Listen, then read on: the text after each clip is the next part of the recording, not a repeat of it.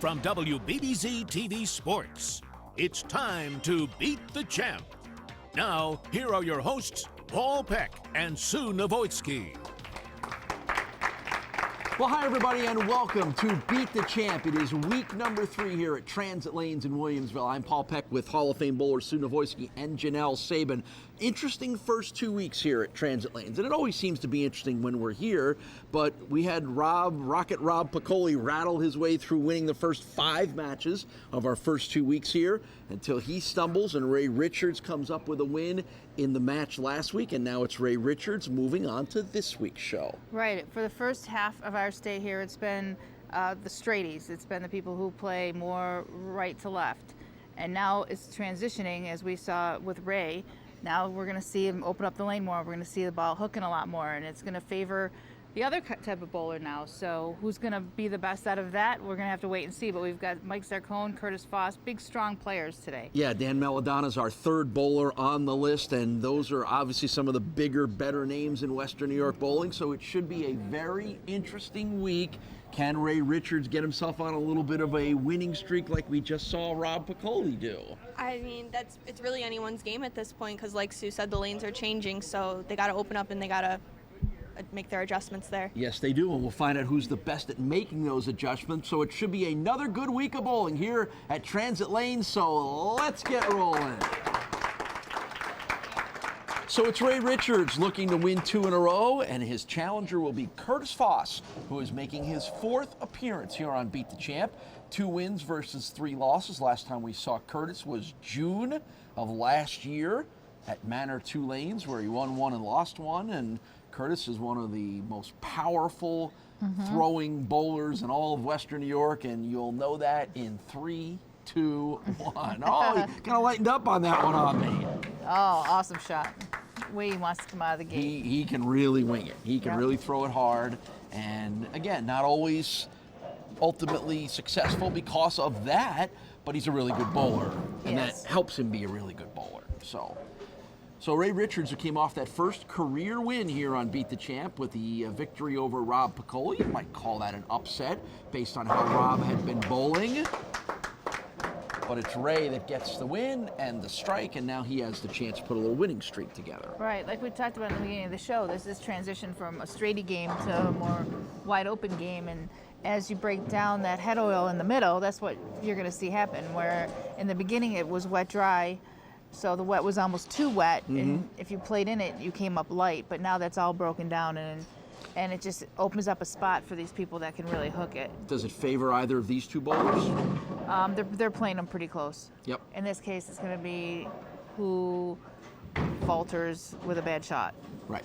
And you know, I don't want to predict because it's, you know, you got to go up there and you got to bowl 10 frames, but you know, Ray being 6 weeks back, 6 weeks into being back, I should say, is, you know, when you're put in pressure situations, that's when you're not as comfortable. You know, as we mentioned, he took a year off of bowling and just started up again 6 weeks ago, and that might be one of those moments you talked about. A missed opportunity on a spare winds up in an open in the second frame for Ray Richards. It is, and that is exactly one of those moments. That's where your rustiness comes out, and taking the time to make those single pin spares, right?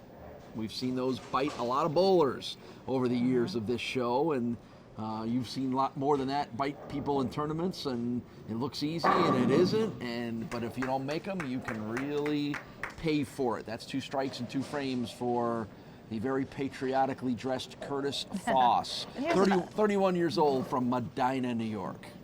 Here's another thing. This time of year, we're talking about early May. Leagues have just wound up. People who have bowled, you know, 3, 4 leagues during the course of the year, they're at their absolute sharpest, and they're ready to go into our state tournaments, our city tournaments. That's all going on. Just Open Hour Masters gets started. Right, which we're going to lead into. It's starting this week, May 11th. So these guys right now are the sharpest they're going to be. And now you've got a newbie coming in that hasn't thrown a ball in 6 weeks. He's not going to most likely bowl the Open Hour. He's not put the time in. And, you know, Curtis is as sharp as he's going to be, so these are one of the obstacles that you're going to face. 26 years old from Amherst, employed at Arubis Brass. Machine operator is Ray Richards. Been bowling for a long time, since he was about 4 years old. And that's back to the kind of shots that we saw Ray make in the win over Piccoli. Throws a good, that high backswing. Yeah, how about both these guys? Ray with about a 230 average, Curtis with about a 238 average. Those are lofty numbers. Boy, Yeah.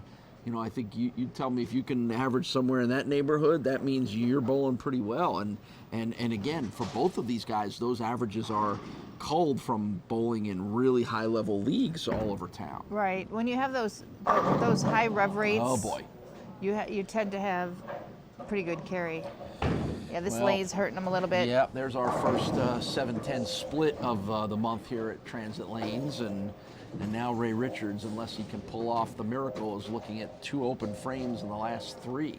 Sometimes you notice there's glaring differences between the lanes. I don't know. Most of the time, we normally find a lane that gets one of them, and I don't think today we've really had that. No, we haven't talked about either 11 or 12 being the lane from hell, Right. which we tend to do a lot on this show. There always seems to be one where nobody can get anything to work. Right. So I heard a little muttering that 11 is a little tighter than 12. I think it's very the subtle. bowlers, there's always a little muttering. Yeah, no kidding.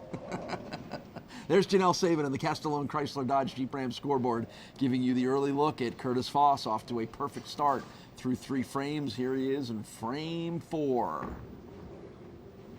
And that perfect start will end with a picket fence on the right-hand side, 3-6-10. Yeah, his body was blocking my view from being able to see exactly what happened there. I don't know if he hit the dry too early. But that would be my guess based on the result. And, one of the interesting things that I noticed as Curtis grabs the spare, he really hooks, that ball goes behind his back on the backswing and then comes around as he brings it back forward. It's not straight back, straight the other way. It's interesting. Watch it as you watch here. Really watch how far the ball goes behind, almost to the middle of his belt buckle there. But also watch when he brings it in. He brings it in parallel to his hips. So I was watching that earlier, the same exact thing you saw. So he holds the ball out, which makes the swing go behind his back. But when he sets it down, it's absolutely parallel to his hips. So he goes through a lot of work to come straight through. If he went straight back and straight through, it would end up in the same place. Yeah, how about I don't know if you noticed, the 7-pin on that one did almost a 180 spin around and refused to go down. So, and again, all different styles work for different people. I think you don't even hear the ball hit the lane with Curtis, smooth, where in our next match with Mike Zarcone, you will every single time. I mean, listen to that. That's amazing. And the revolutions he gets on it. I mean, that man's got a strong hand. This feels like a good time to take a short break. We'll be right back with more action on Beat the Champ. Instant replay on Beat the Champ is brought to you by Transit Lanes and Keglers. Join us for bowling, food, and drinks. Welcome back to Beat the Champ. Let's get back to the action here on WBBZ-TV.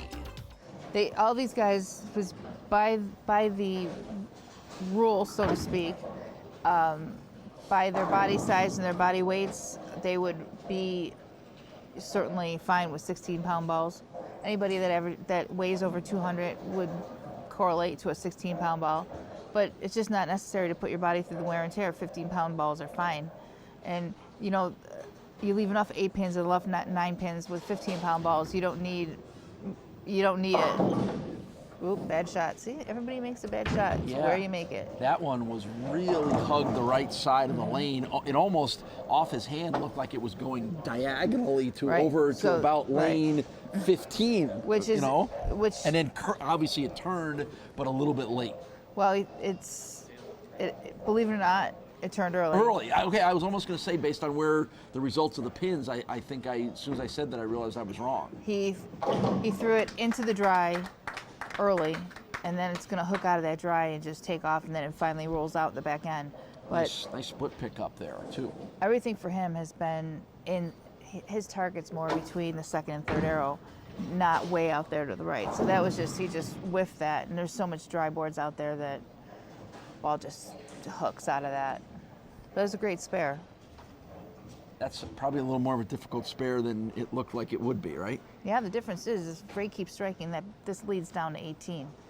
So. And it was over 40.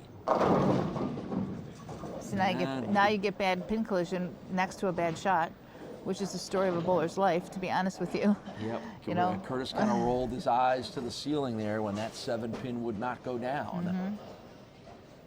And he knows his opponent is working a triple. And the strikes have at least paused at the moment here for Curtis Foss. So it's spares in 8 and 9 for Curtis, and now Ray, who's struck in 6, 7, and 8, will look to keep that going.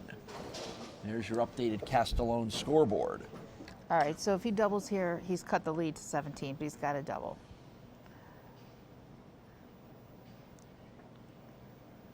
Ninth frame. Great shot. That's 4 in a row for Ray Richards. Great shot.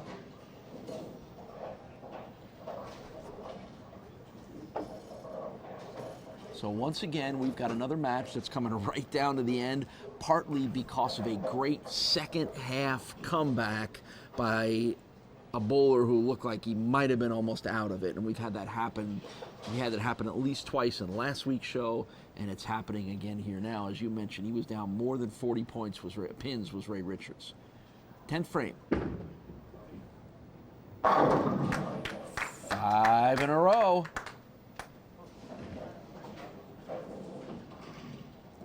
Okay, so this is big because no matter what, obviously he cannot shut Curtis out, but he's forcing Curtis to strike spare.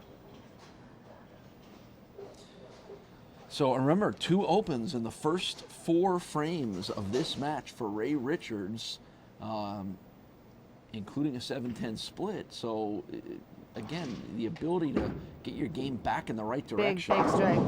All right, now he's forced Curtis to have to double after all of that. Wow. So 6 in a row here. He has struck everywhere on the backside, frames 6 through 10 right now, with a chance to do one more. And again, really putting the pressure on Curtis Foss, who early in this match looked like he might cruise to a 30, 40, 50 pin win. Yep. He was up almost 50 at one point, halfway through. Final fill ball for Ray Richards. And what else? What a finish. Ending on 7 consecutive strikes. What a finish.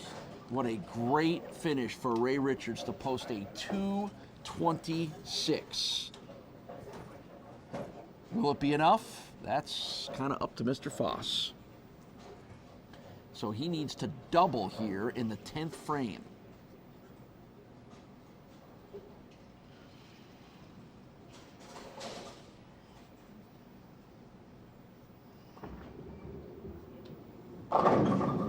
And he will not. Wow. A lot of bumping of the 8-pin. It would not go down.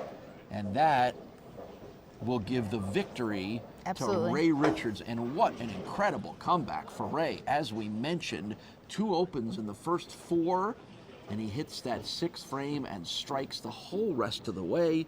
And it's going to be a win, and maybe an unlikely one, and a heck of a come-from-behind one for Ray Richards. Victory over Curtis Foss. Richards versus Zarcone. Match number 2 is coming up, but first, we'll talk to Curtis about how this one went down when we return to Transit Lanes.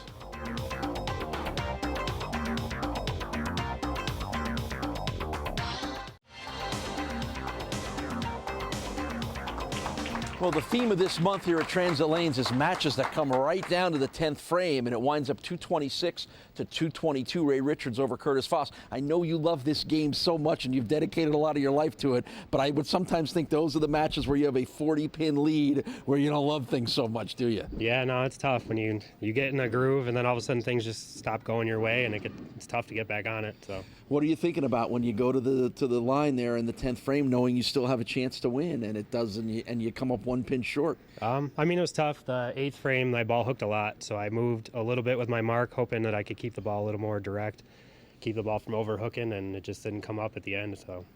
Bill, you got some button you can hit here for those 10th frames? No, I know it's been close. Off? Everyone's been in the 10th. They've had a chance. If they throw a strike, they can get it. And for whatever reason, they either speed up a little bit or he makes an adjustment off of what he saw before, and then it doesn't quite cooperate and go like he expects. You know, that's what happens in the game of bowling. We try to, any of us that are out there, you make little adjustments and you hope it's the right one. And when you only got one shot and it doesn't happen, as it didn't for Curtis, but he bowled well. It was a great match. Yeah, it was a great match, and you did bowl well, Curtis. I know it's a tough break, but we know Ray Richards is moving on. It's Richards versus Zarcone. That should be a good one. Stick around. It's next here on Beat the Champ.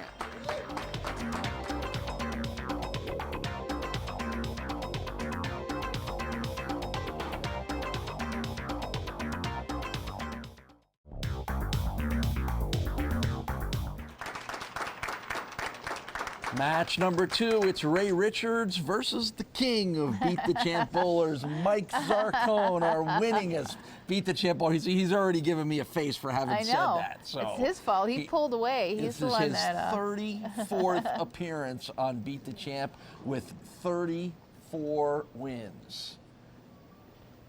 I would say that's royalty.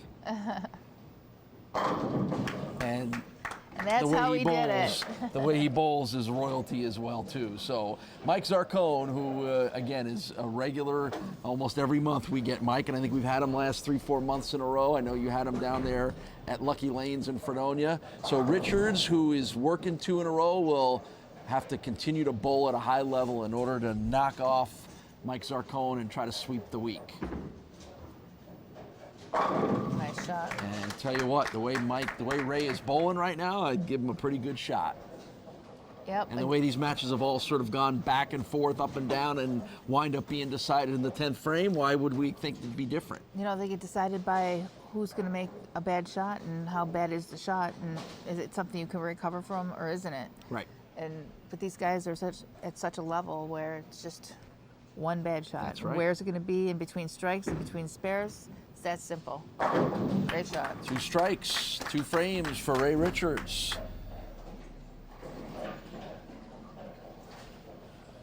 Last time we saw Mike was last month at Lucky Lanes in Fredonia, where he won 3 in a row before he lost to Rob Piccoli, who won a couple, then lost to Joe Rubricht, and then came back and bowled and beat Joe in our first week here at Transit Lanes. So I saw Mike more than once because he bowled the 4th show as well. aha. Well, so, and again, you probably see Mike 3-4 times a week just And I see him just in hanging out in that upper echelon bowling crowd that you hang out with. Oh, yeah. So it's always good to have Mike on the show, and again, there's no denying his greatness and the fact that he has dominated the 4 years of the return of Beat the Champ since 2016 with the most wins, most appearances. Oh, there's your first Stumble? stumble. Yeah. Stumble, yeah. Not even a stumble. I mean, his ball, just the way it drives, his ball left turns, and if he's going to leave anything, it's probably going to be a 9. The ball's going to miss it. He's seen his fair share of those. So 2 strikes and a spare for Mike Zarcone to get things started here. And Ray Richards with strikes in the first 2. We'll see if he can't keep that moving as he slides over to lane 12. 26 years old from Amherst is Ray Richards. Way off to the right and never broke back enough. That Which was is not why a good shot. which is why the 1 and the 2. That's a rather unusual leave. I don't know what he just said, but I think it was funny. That's all you can really do when that happens. That's just missing your target right there. Yep.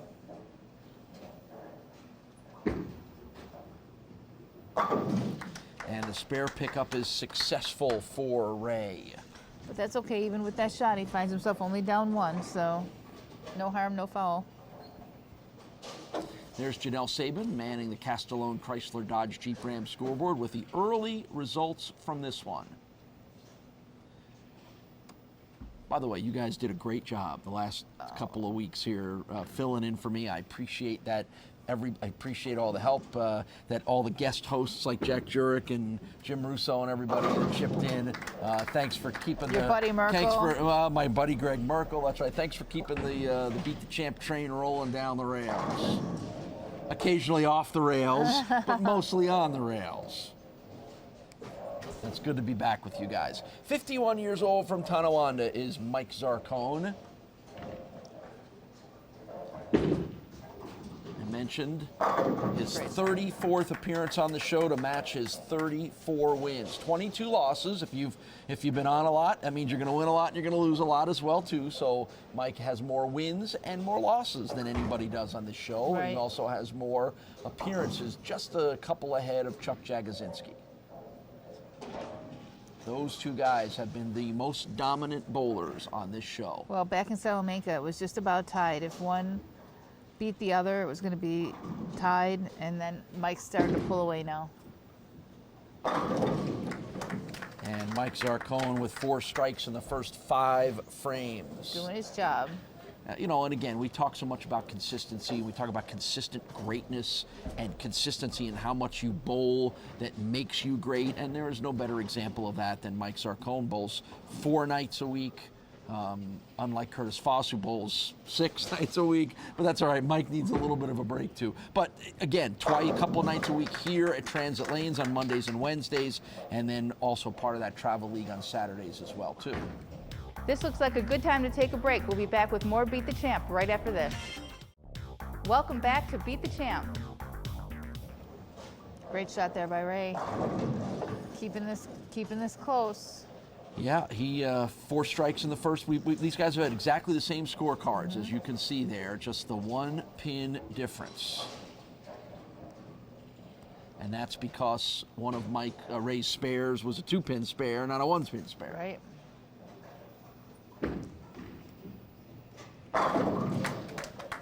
Right back at you. Yeah, right back at you is right. And I'll tell you what, even when Ray won that match against Rob Piccoli, where both guys sort of struggled a little bit early, once Ray sort of found himself, and particularly overcoming those 2 opens in the match against Curtis Foss, he's really been on a groove. As a matter of fact, as I'm doing my math here, that is 11 strikes in the last 12 frames for Ray Richards. And Mike Zarcone, the 6-time Buffalo Bowler of the Year, will have a spare to work through here in the 6th frame. There's a mentality to the great bowlers, and that is how they channel their stress, how they channel these situations. And some people are just better at these clutch situations than others. And I would never say that someone of the caliber of Mike was bad, but for over and over, Ray has been able to channel it, not be nervous about it, not want it so much. He's been able to make really good shots when he's needed to, and that's something inside of you. That's not something I don't know that you can learn unless you've done some real strong mental game work. There's just some people that can channel that challenge better than others. Nice strike for Mike Zarcone in the 7th frame. If Ray Richards wasn't going to let 2 opens in the first 4 frames of the match against Curtis previous bring him down, almost nothing will, because those were tough. Those were a couple of bad throws. Right. It's not really related just to this match. It's just how he's come out of some situations where he's found himself down and been able to make really good shots to put himself right back in. There's another one. So the strike run continues for Ray Richards. 6 of the first 7 frames. And again, we know that Mike Zarcone will begin taking part this week in the Open Hour Masters. We didn't ask Ray whether he's going to or not. Right. But Mike Zarcone going to try to defend. He's the 2014 Open Hour Masters champion and has numerous top 5 and top 10 finishes in that great tournament. There's another one for Ray. Open Hour Masters gets going this week at Lancaster Lanes. Starting Tuesday night, and there'll be 2 squads. There'll be your early squad, your 6 o'clock squad on Fresh. Then the 8:30 squad will follow that. And then it'll flip. The same bowlers that bowled at 6 will bowl on the bowled on, and then the other bowlers will bowl on Fresh. And that's the difference between the 2 squads, is they do not dress the lanes in between. Strike for Mike. So you know who's bowling well right now. You know who's at the top of their game. Give me, you got a favorite or two for who we might see in the finals there by the weekend? Wow, that is a super great question. And hopefully, if I assume things go the way that we were able to do that special show here on Beat the Champ with the finals of the Open Hour Masters, where we sat down with Jack and Dana Vojtovic, hopefully we'll get a chance to do that again this year too. I know they're working on something to see if they could do something like that again, because they really enjoyed having that coverage, and that tournament deserves that coverage. But Mike's going to be tough, because to me in that tournament, the bowler has to be able to go up the boards, and they have to be able to open the lane up too, because once the lanes start to break down, there's no place you can really find a play straight. So you really have to be able to get in deeper, and so you have to be very versatile. What a shot. Another one for Ray Richards. That is 6 in a row for Ray. And I'll tell you what, Ray may want to make sure he signs up and bowls the Open Hour Masters. Again, it's the same usual crowd of great bowlers that will be in this tournament: Zarcone and Jagosinski and Dana Vojtovic and Tyler Molina and Kevin Bianco, who won it a couple of years ago. All the guys that Pat Brick that we see on our show are going to be the one that will battle for that 8 in a row, or 7 in a row now for Richards.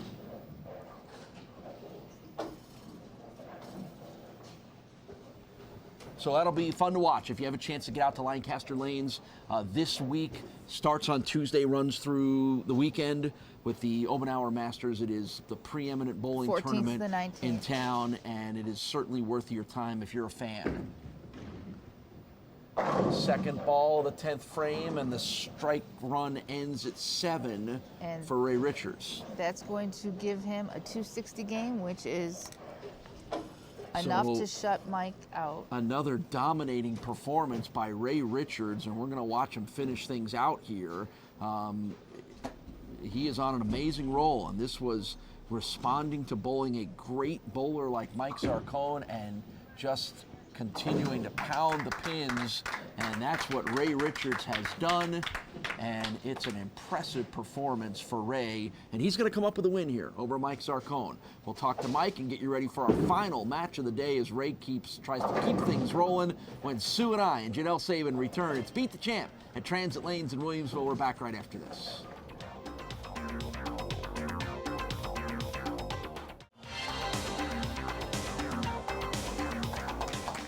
I would guess you haven't bowled a lot of 257s in your life and not won your matches. Hey, it happens. Ray bowled a great game. I threw one bad shot and obviously one bad break, but he bowled a great game. Yeah, Ray seems to really be on a roll. What are you seeing from him? I know you love observing and watching and analyzing your opponents as much as anybody. Yeah, we're both pretty much playing the similar part of the lane, and he's bowling good right now. Open Hour Masters coming up this week. How excited are you? You feel like you're in the right position where your game is at to try to win another one? Absolutely. Absolutely. All right, I don't think we need to say anything more than that. Make sure you get out and watch Mike win another one. Bill? Okay. Mike, great bowling today. I know you'll do well in the Masters. I know you look forward to that. But great bowling. It's nice to see big numbers over here at Transit Lanes. We like that. Plenty of them, thank Bill. you. Yeah, I don't know. A little gift for you. I don't know what Bill did to these lanes, but we're getting some plenty big numbers here. Ray Richards is going to try to put another big number on. The biggest might be 3. Can he win 3 in a row? We'll find out. Dan Melidona is going to have something to say about that. It's coming up next on Beat the Champ.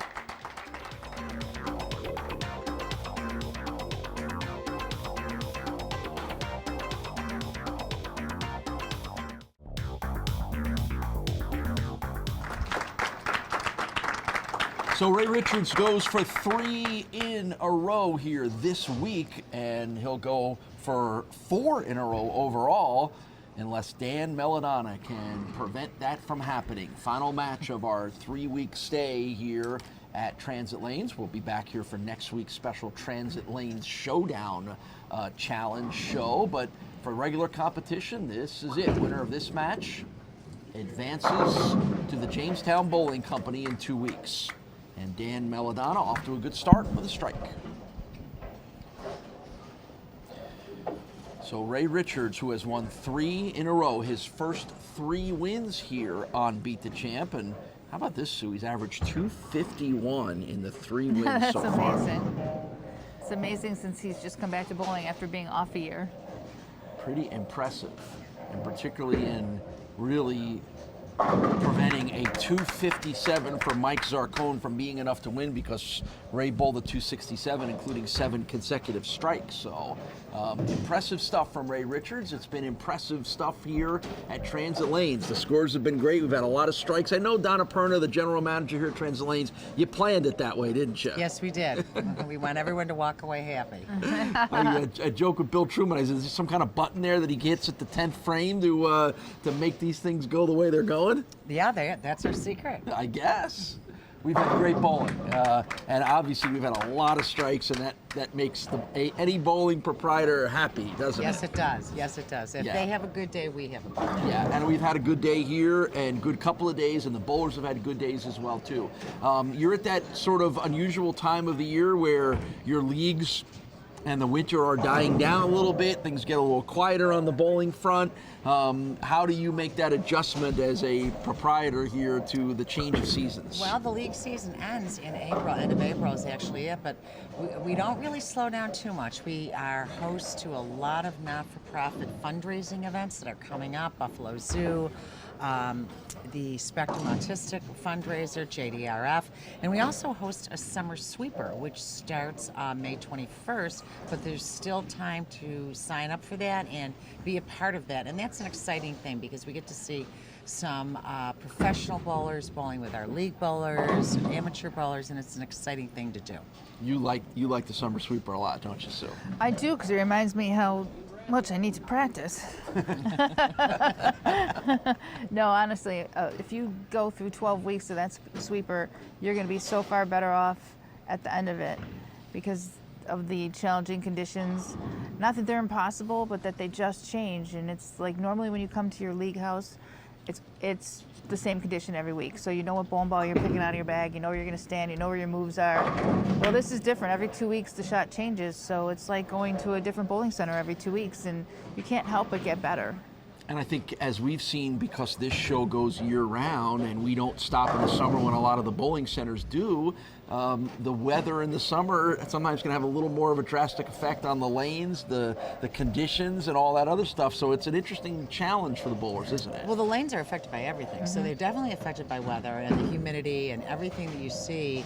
And Western New York, of course, has varying conditions all year long. Right. So I think the sweeper, as Sue said, provides these bowlers with a different challenge, which is fun. Yeah, it's fun to watch. And if you're not a bowler, but you're a fan of the sport and someone who enjoys coming and watching the best bowl, if you want to cool off on a hot summer night, this is a good place to come watch because as Donna said, Sue, you got the best of the best in that league this summer. Absolutely, and again, you have to wait on a Saturday afternoon for someone like Jack or Brad to make a TV show and sit down at 4 o'clock and watch it. And here you get to watch them, watch them live. For the whole, That's right. for the entire night and week after week after week. Yeah.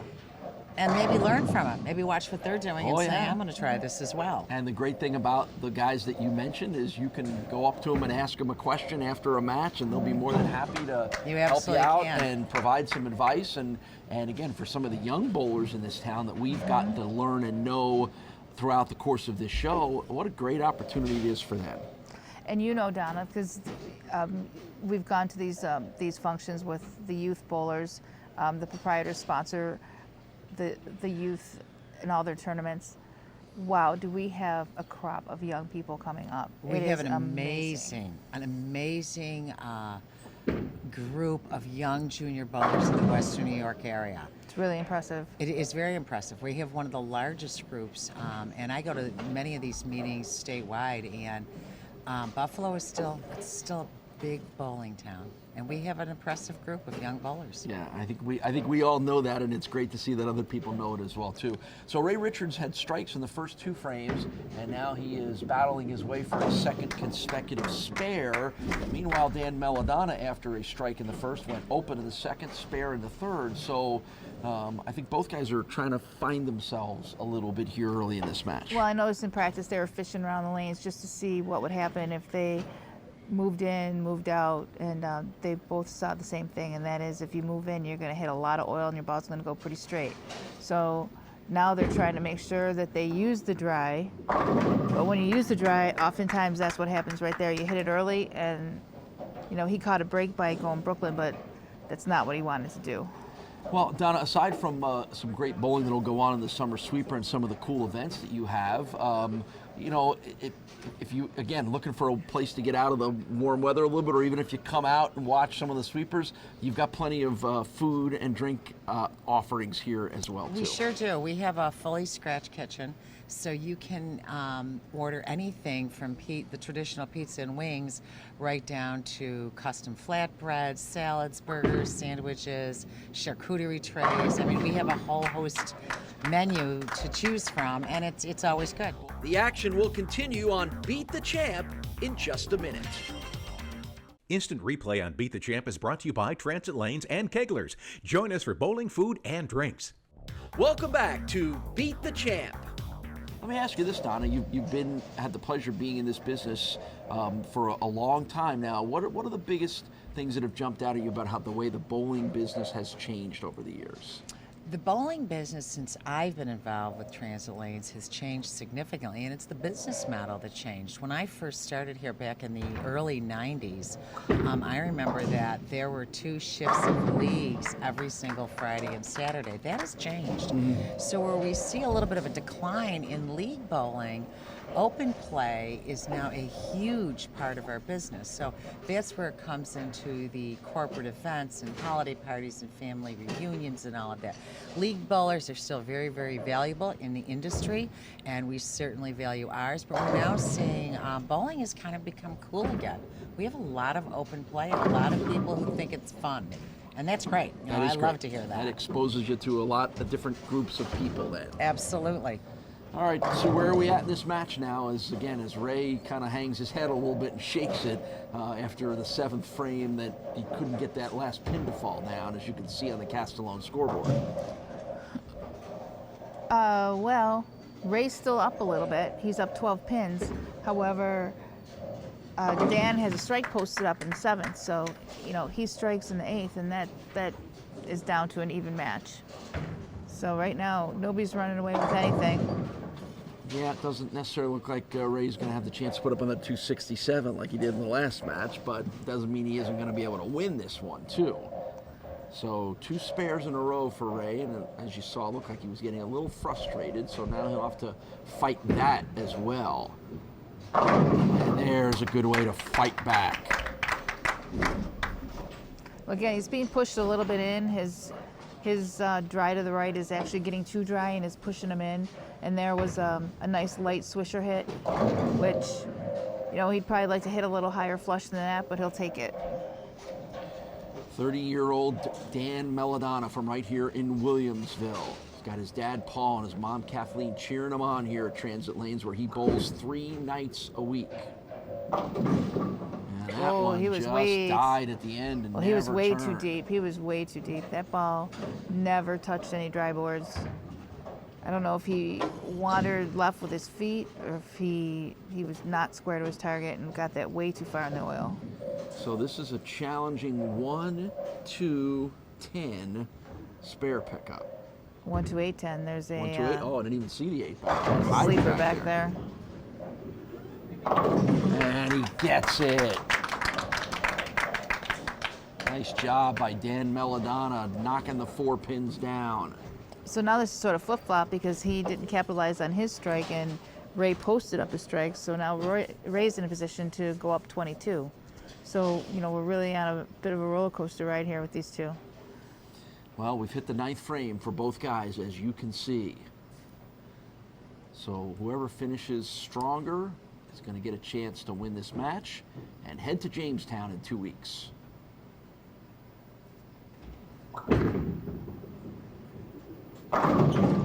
Good strike for Dan. Don't forget, next week we'll have our little fun with as we always do with our 4th show. Donna, you're going to let loose all the Transit Lane regulars here, aren't you? I think we are, yes. Yeah. They're excited about that. Good. A little Transit Lanes house championship battle. Yes, who do you like as the favorites in that one? Well, I don't know. Mike Zarcone has a little bit of an advantage. He's seen the lanes already, but I think Timmy Friends is looking for his first win on TV, and I think he wants it bad. All right, well, good. Then we'll see. Those are 2 of the 4 that we'll have on next week's show. Ray could not get that last pin to drop, so he'll again have to play for a spare here in the 9th frame in a very tight match.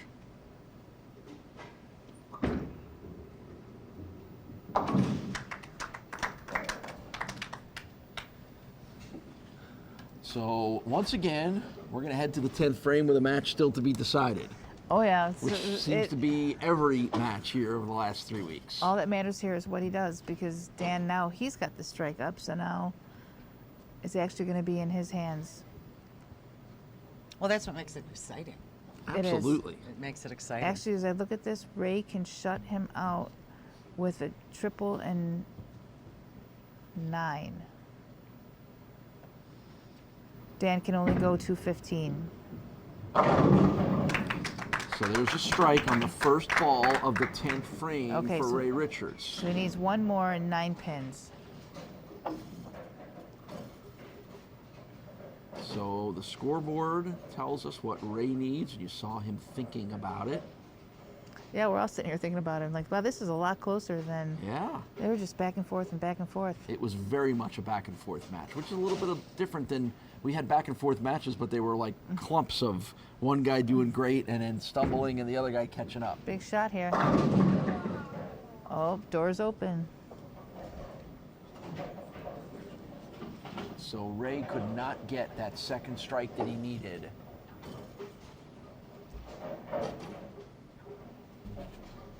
And he'll finish this one off, post a final score, and then sit and watch and see what Dan does.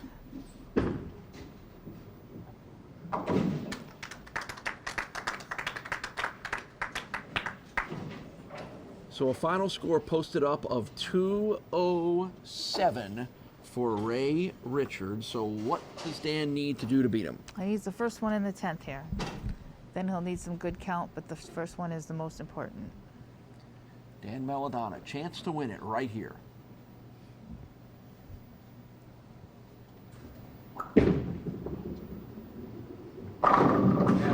And he gets it. Okay, let's see With what he count, needs now.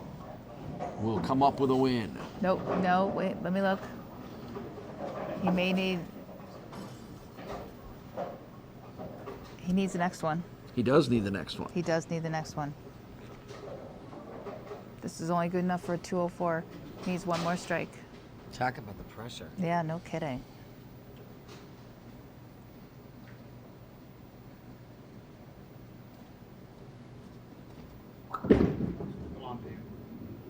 And there it is, a winning strike for Dan Melidona on his second ball of the 10th frame. Gets the double that he needs, and it's going to be Dan who will come up with the victory and advance to Jamestown in 2 weeks. Boy, I tell you what, Donna, you gave us good matches. Every match was Well, we're glad right down, biting our fingernails every time. We're So- glad to provide that. Yeah, so what a great stay we've had here at Transit Lanes. We're going to be back for one more week, but the competition has been outstanding, as it always is. Donna, thanks to you and Bill Truman and the rest of the staff for putting on a good show here. Thank you. Thank All you. right, we've got a winner. It's Dan Melidona. We'll talk to Dan, we'll talk to Ray, and get you ready for next week's show. Wow. When Sue and I return to Transit Lanes. Great bowling in Williamsville. We're back right after this.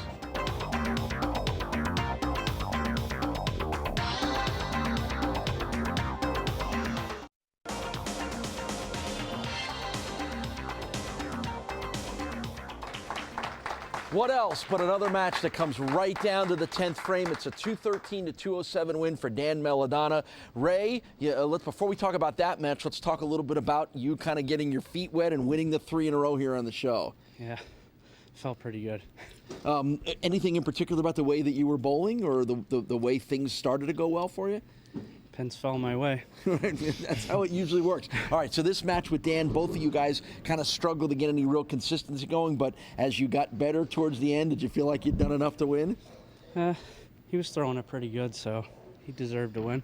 Well, it was a great match, and you put up a great fight, and hopefully we see you a little more than 2-3 years apart like we did this time, right? Yeah. Bill? Great bowling today. It's been fun watching you bowl all day. I know I'll see you this summer, and here's a little money to carry you over and get you started for the summer. Thank you. All right, good job by Ray Richards. Even a little better job by 6 pins by Dan Melidona. Yeah, it looked like nothing consistent was going on there. So when you got to the 10th and had to throw a double, what were you thinking? Yeah, I don't know.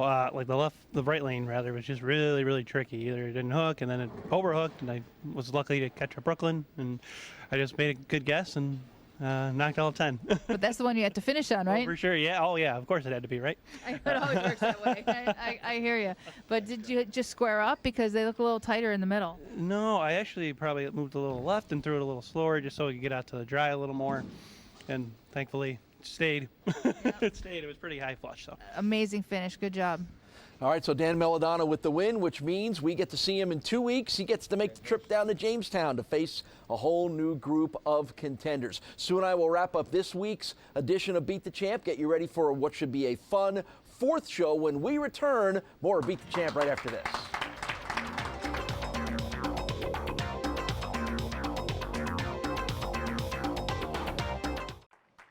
Well, when we started here 3 weeks ago, we talked about how we always seem to get some pretty cool things that happen, some pretty cool matches at Transit Lanes. And how about this, Sue? 5 of our 9 matches over the last 3 weeks were decided by 10 pins or less, and it felt like all of them came right down to the 10th frame. That's right. Even with transition and as the lanes changed, they still stayed very playable and very nice. So the scores were relatively good. People could hit the pocket, and yeah, made for some nail biters. Yeah, we had a couple of nice little streaks there with Rocket Rob Piccoli and then Ray Richards, but ultimately it's Dan Melidona wins the only match he needed to win to advance to Jamestown. Yep, the one that's going to take him down the road an hour and a half. Yeah, so Dan Melidona is the guy that we're going to see in 2 weeks, but next week it's our Transit Lanes House Championship, which means we get to see some of the best bowlers from one of the best bowling centers in Western New York. Yeah, and that should be really exciting. I mean, we have some familiar faces on the show, so you'll just have to stay tuned and see who we got. There's the ultimate tease. Thank you, Janelle. Make sure you join us for next week's show. It's the Transit Lanes Championship.